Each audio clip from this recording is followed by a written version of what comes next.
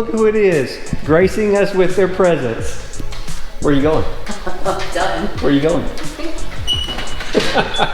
Hey, what's up everybody? Welcome back to the Speedy's Garage YouTube channel.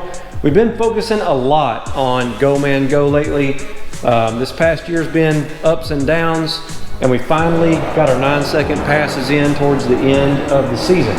So now that it's raining and it's cold and we're now into winter time, we're gonna get back on that shop build series that we kind of trailed off on back in March. It's now December of 2019, so gonna get back into that shop build series. But first, I wanna take a minute to thank our friends over at Warhammer Gym Gear. That's warhammergymgear.com. I actually got my first fan mail.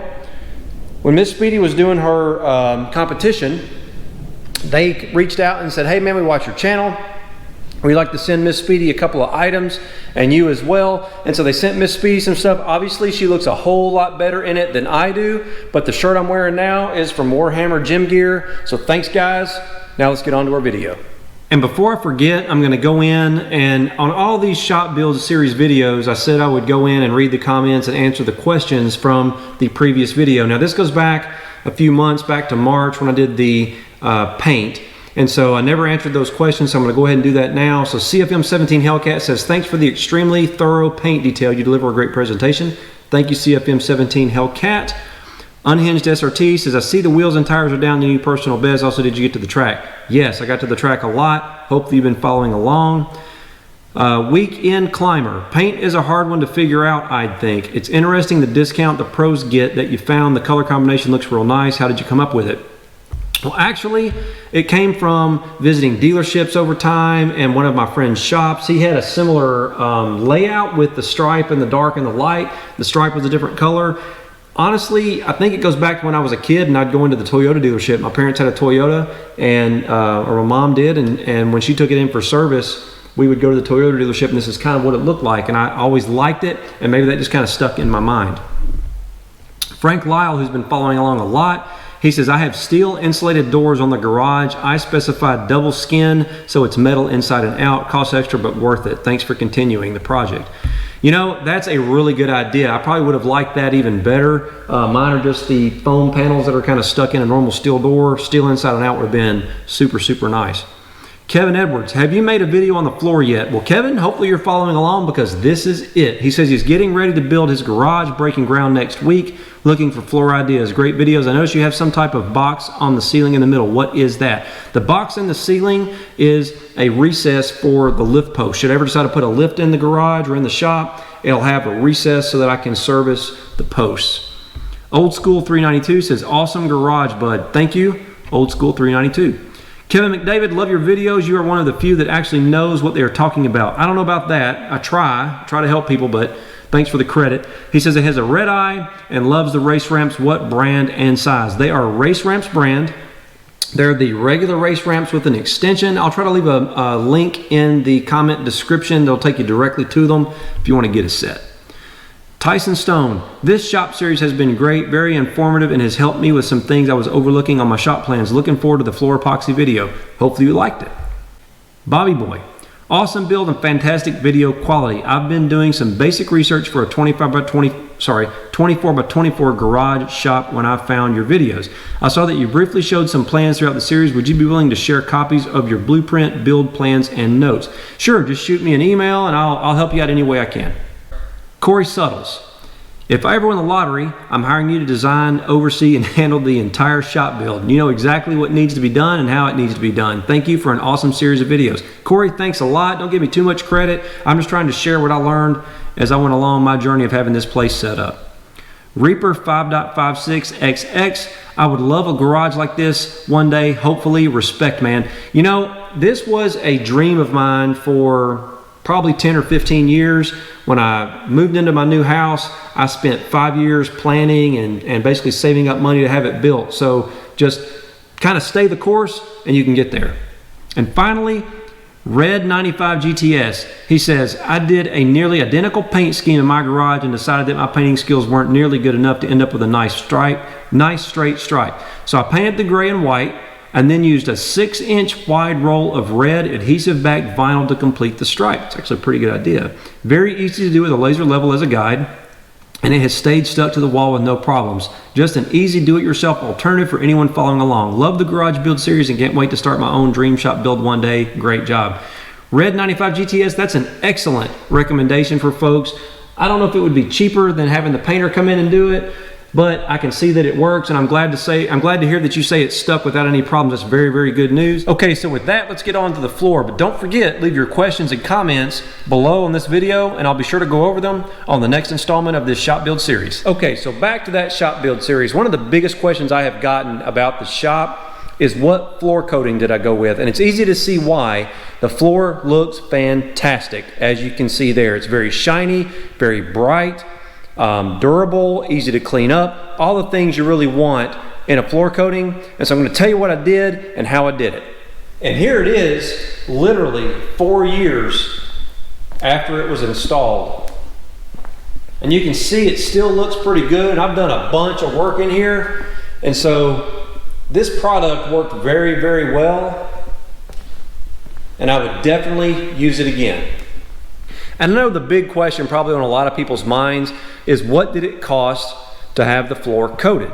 Well, I had mine professionally done. I talked to my buddy Eric, who runs Pro Prep Shop Blast, and he told me that he had gone in and removed more paint than he could count for people that tried to do it themselves, and it ended up costing them 30 or 40 or 50% more to have a professional company come back in and properly coat the floor. And a lot of it has to do with the prep, and that's very important. Like anything when it comes to paint or coatings, you know, when you prep a car for paint, there's a lot of prep work that goes into it, and that's probably 70% probably of the work. The same thing is true for floor coatings. You got to get the floor properly prepped, but you also need to make sure you use the right product. So I did a bunch of research to determine what was the best floor coating, or at least the product I felt would be the best floor coating for my use case. And what I decided to go with was epoxy.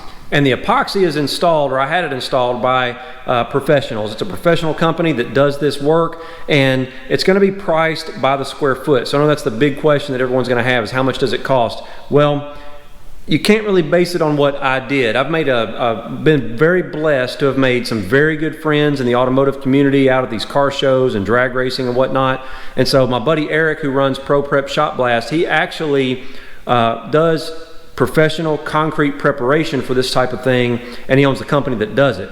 So I had done some work on his car in years past, and we become friends, and I called him up and said, hey man, I want to have you come out and prep the floor, let me know what I owe you. And he just came and did it. You know, really good guy.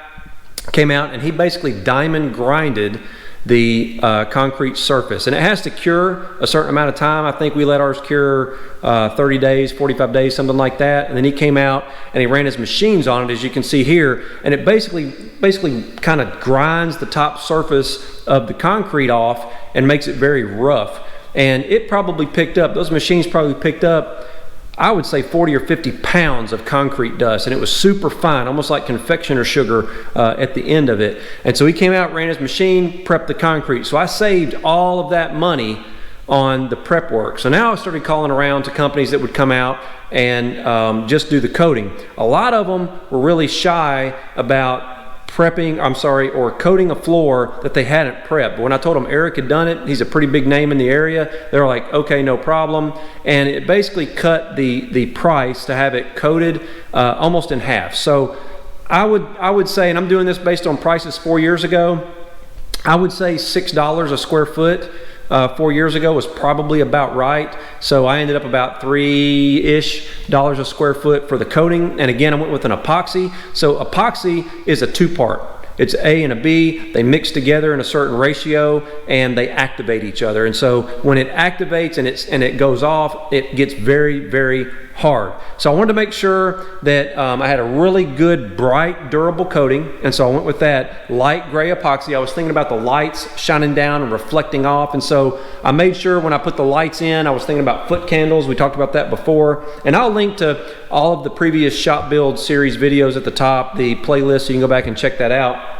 But I was thinking about light. As I get older, eyes aren't going to be as good, obviously, so I wanted to be very bright in here. And so I went with a very light gray color on the floor, still industrial looking and matching with the paint scheme from the paint series video that we did. But bright enough that if I'm underneath the car, the light would come down and reflect off the shiny surface, and I wouldn't need as much under car or under work area light to get the job done. So the coating is only one part of it. So the epoxy is the floor coating. Then you need to think about what you're going to top coat it with. You can top coat it with a clear coat epoxy if you want to, or I chose the path I chose was a urethane. I chose a clear coat urethane, and the reason I went that direction is urethane isn't as susceptible to yellowing from UV light. And I've got windows in the shop and windows in the garage door, and so I wanted to be sure that I didn't end up with like yellow squares where the sun happened to shine down on the floor. So we went with the urethane top coat, and I was a little bit worried about it being slick when it was wet, and so they put some shark bite, which is like a little bit of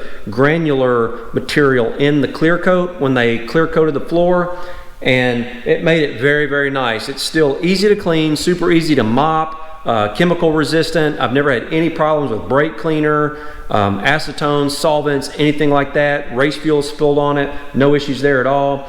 Mop it up, no problem. Still looks great 4 years later like you saw. However, no yellow spots. I mean, it is still gray and shiny and very clean looking, just like it was the day it was installed 4 years ago. This is probably one of the most highly used areas, and I hope this shows up on video here, but this is where I've run the creeper back and forth underneath the car, dragged tools around. You can see it's picked up a little bit of dirt and some scratches, but for the amount of use this floor has gotten, I'm still pretty impressed with how well it's held up, and I've had zero hot tire pickup or anything like that. So that's what you can expect with a professionally installed epoxy floor coating with a urethane finish. Now I have had one thing happen to the floor that kind of surprised me, to be honest. I had my weld wheels with the Hoosier Slicks, and these are now Mickey Thompson ET Street R drag radials in a 305, what is it, 305 45? Yeah, 305 45 17. Have a lot of people ask me about that. And they stick out a little bit past the rim.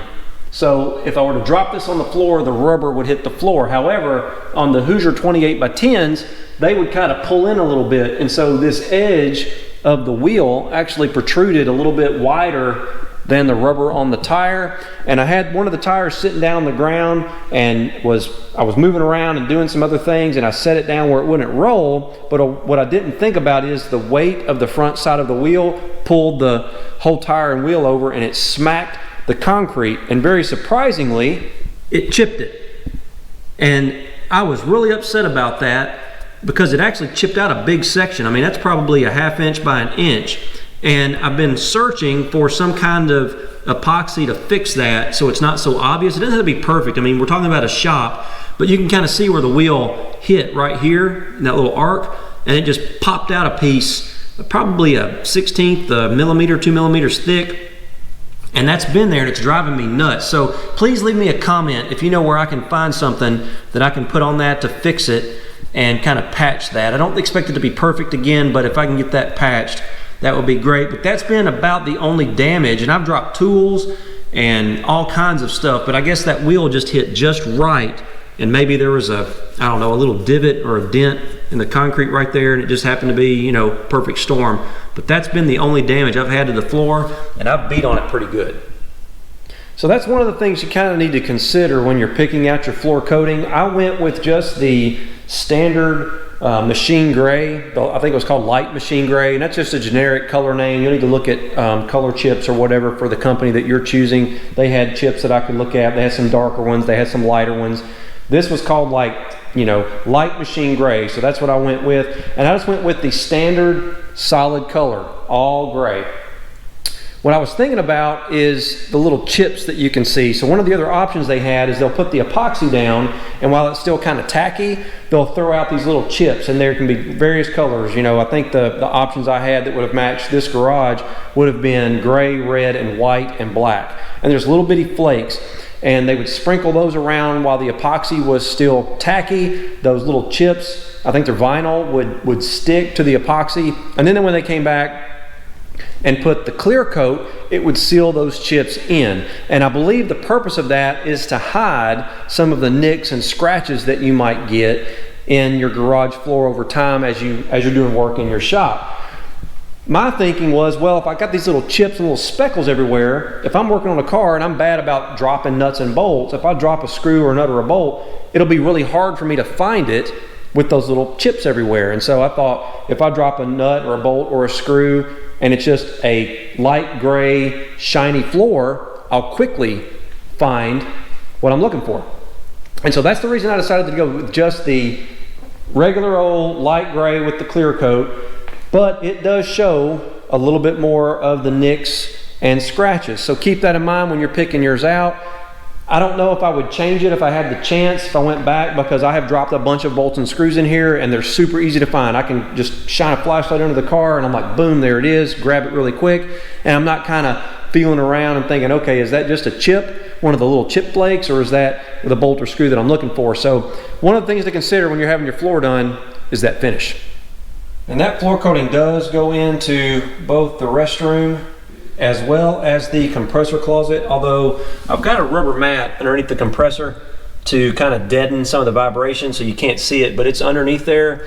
So keep that in mind before you have real, heavy equipment put in or plumbing, if you're gonna have that floor coating extended into any of your closets. And that actually reminds me, when my buddy Eric came over and did the diamond grinding on the floor, there were some places he couldn't get his machine, he couldn't get to. And so he left me a tool that was basically a, oh gosh, what do you call it? One of those grinder wheels, had a flapper pad on it made for concrete. And I actually personally went all around the edges, all the way around the entire shop, and basically took the top slick edge off of the concrete. You want to talk about an unpleasant job. There was dust flying everywhere and little shards of concrete, all kinds of stuff, but it was necessary to make sure I never had any chipping or anything up close to the edges of the wall. So I was probably the last 4 to 6 inches all the way around the shop.